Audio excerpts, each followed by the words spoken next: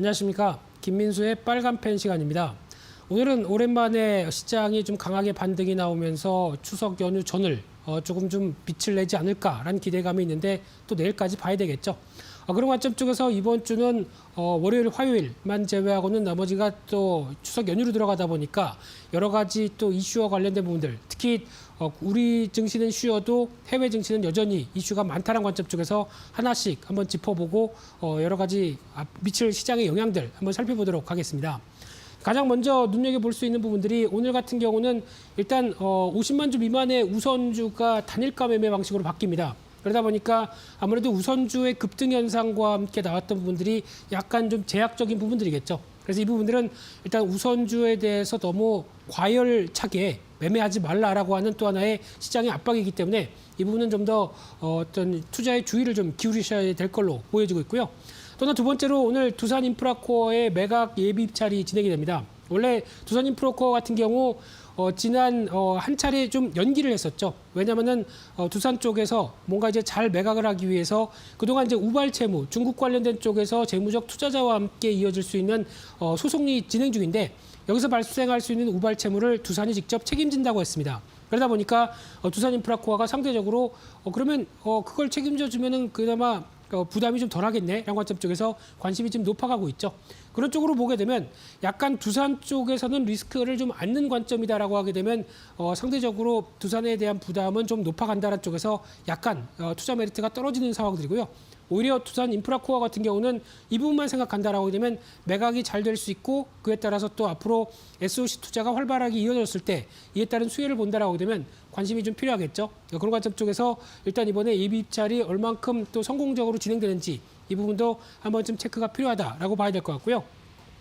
그 밖에 또 9월 29일 날 화요일 날 같은 경우는 한국의 8월 산업활동 동향과 9월 달에 기업 경기 실사지수가 발표될 텐데 8월 산업활동 동향 같은 경우는 일단 아무래도 제2차 유행과 관련된 코로나19 사태의 여파를 받았다라고 하게 되면 약간 좀 부진하게 나오겠죠. 근데 이 시장이 이 부분만 보느냐 아니면은 그래도 다시 확진자 수가 좀 줄어들고 있는 추세 쪽에서 변화된 모습을 보느냐 이 부분에 대한 차이는 좀 있겠죠. 그래서 해석을 좀 더 시장에서 확인하는 게 중요하다고 봐야 될 것 같고요.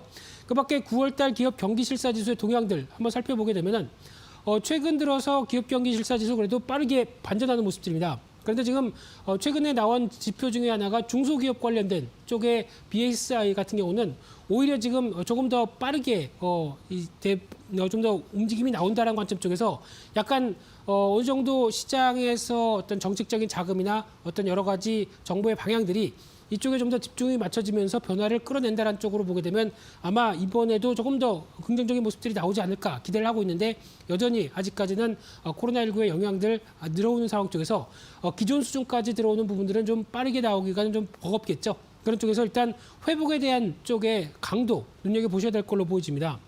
그 밖에 또 눈여겨볼 수 있는 게 미국의 9월 소비자 신뢰지수인데요. 이 부분 같은 경우는 일단 확인해야 될 부분들이 지금 한눈에 보셔도 아시겠지만은 소비자 신뢰 지수의 동향들 저점에서 더는 안 밀리려고 하는데 돌아오는 게 그렇게 생각보다 강하지는 않습니다. 그렇다는 얘기는 일단 여기서 소비자 심리 자체가 추가적으로 추가 부양책이죠. 추가 부양책 여부가 이제 시장에서 얼만큼 다시 민주당과 미국 쪽에서 그리고 공화당의 합의를 이끌어내느냐 이 부분에 따라서 또다시 반등할 수 있는 여지는 남겨 있고요. 게다가 또 전통적으로 소비 시즌입니다. 그러다 보니까 이 부분에 따라서 변화는 들어올 수 있겠다는 관점이지만 일단 아직까지는 절대적인 수치 그전에 보여줬던 수치까지 들어오기는 아직은 좀 요원하다라는 관점 쪽으로 바라봐야 될 상황이라고 봐야 될 것 같고요. 여전히 치료제 백신과 치료제 쪽이 가장 또 중요한 이슈가 되지 않을까라는 관점들이고요. 또 하나 9월 29일 날 화요일 날 같은 경우는 시장에서 또 한번 계속 주목하고 있는 게 미국의 대선 후보 관련된 1차 TV 토론이 있습니다. 3차까지 진행이 되는데 1차가 가장 또 주목을 할 부분이라고 봐야 될 것 같고요.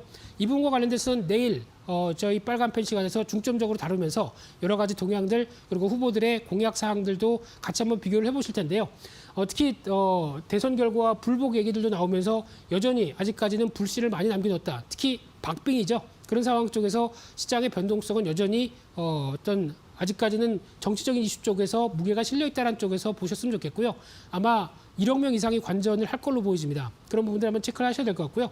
그밖에 또 이날 마이크론 테크놀로지가 실적 발표가 되는데 또 국내에 관련된 어떤 메모리 반도체 쪽에 영향권이 주어들겠죠. 특히 앞으로의 전망들 보통 2021년도 상반기 정도면은 강하게 또 메모리 반도체 업황이 턴할 것이다라는 얘기가 지금 나오고 있는데 이 부분에 대한 근거를 또 업체 쪽에서는 얘기를 할 수 있는지 중요하게 보셔야 될 것 같고요.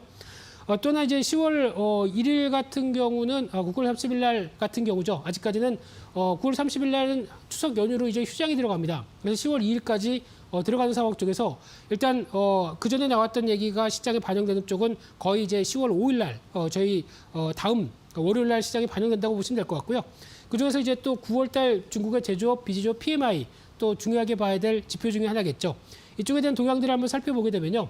일단 최근에 기조를 봤었을 때 특히 지금 최근에 나오는 중국 지표들 보게 되면 상당히 그래도 의미 있게 확장세가 들어오고 있습니다. 그래서 지금 추세를 본다고 하더라도 회복세가 들어오는 관점 쪽에서 약간 정체를 보였지만 이 부분이 그래도 중국의 여러 가지 변화, 특히 우리는 코로나19 종식했다라는 관점과 함께 심리적인 변화 그리고 또 지표적인 변화를 보게 되면 이제 서서히 반등에 대한 무게가 좀 더 강화된다라고 하게 되면 이번에 제조업, 비제조업 PMI가 그래도 좀 잘 나오지 않을까라는 쪽인데 아직까지 중국이 글로벌 쪽을 좀 리드하는 입장이 좀 돼 있다는 쪽에서 변화 요인들을 확인하게 되면 그나마 글로벌 다른 국가들도 이처럼 따라가지 않을까라는 관점 쪽에서 해석하는 게 좋지 않을까 싶기 때문에 관련된 쪽 계속 확장세로 나가는지 여부들 체크를 해봐야 될 걸로 보여지고 있고요.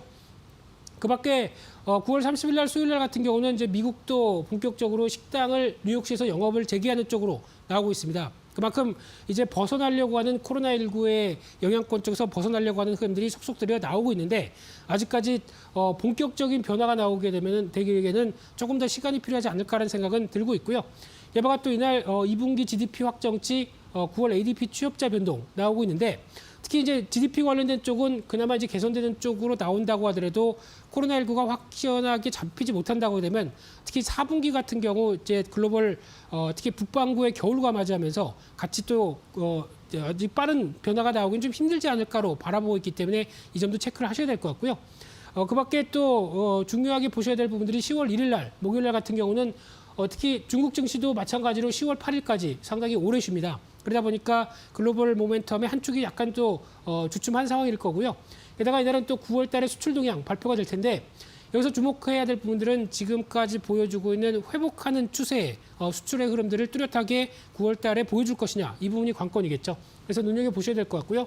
또 하나 이제 미국의 상원에서 구글과 페이스북의 CEO를 소환하는 쪽, 특히 기업의 CEO를 소환한다고 하게 되면 아무래도 이슈가 있기 때문이죠. 그런 쪽으로 보게 되면 이 통신품위법이라고 얘기하는데 특히 이제 구글이나 페이스북 같은 경우, 특히 트위터도 마찬가지겠지만은 특히 기업의 권한을 축소할 것이다. 그러나 즉 마음대로 관련돼서 댓글을 달았거나 아니면 뭐 어떤 좋아요를 눌렀거나 하는 이런 여러 가지 활동에 대해서 지금은 특별한 기준에 의해서 좀 제거하거나 삭제할 수 있는 상황들이 있는데 이 부분에 대해서 권한을 축소한다라고 하게 되면 좀 더 자유롭게 의견을 개진할 수 있는 쪽으로 나오겠다라는 관점 쪽에서 앞으로에 대한 특히 정치권이 이런 어떤 IT 대기업 쪽에 대해서 입김을 내기 시작한다는 쪽에 대해서 앞으로도 계속 주목을 해야 될 부분이 아닐까 생각되고 있고요.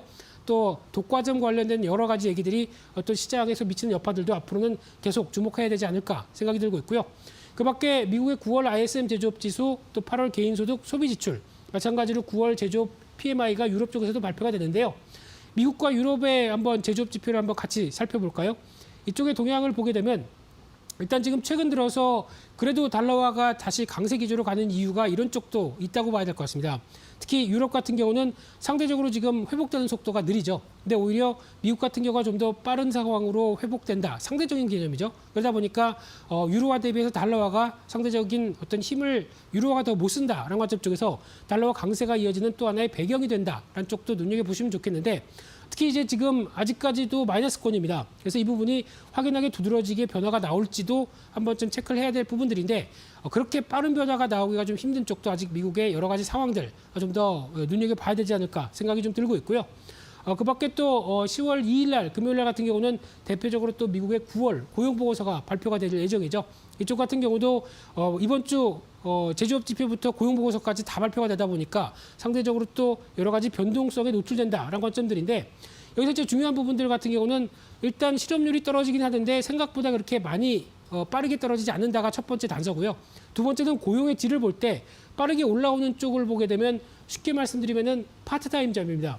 즉 어떤 풀타임 잡이 아니라 파트타임 잡으로 빠르게 올라온다는 얘기는 기업들이 아직 본격적으로 고용에 대해서 늘리려고 할 준비가 되지 않았다는 관점들이죠. 그러다 보니까 고용의 질적인 측면이나 최근에 나오고 있는 신규 실업 수당 건수나 이런 여러 가지 흐름들을 봤을 때 지금 빠르게 지금 고용에 대해서 안정이 들어오고 있는 상황들은 좀 제약적이다라는 부분들을 눈여겨보시면서 아마 이렇게 되기 시작하게 되면은 정치권에서는 빠르게 또 경기 부양책, 추가 부양책을 또 사용한다든가 또 연준도 조금 더 변화가 나온다든가 하는 지표의 모습들이 되겠죠. 그런 쪽에 대한 변화들도 같이 체크할 필요가 있겠다. 이렇게 말씀을 드리도록 하겠습니다.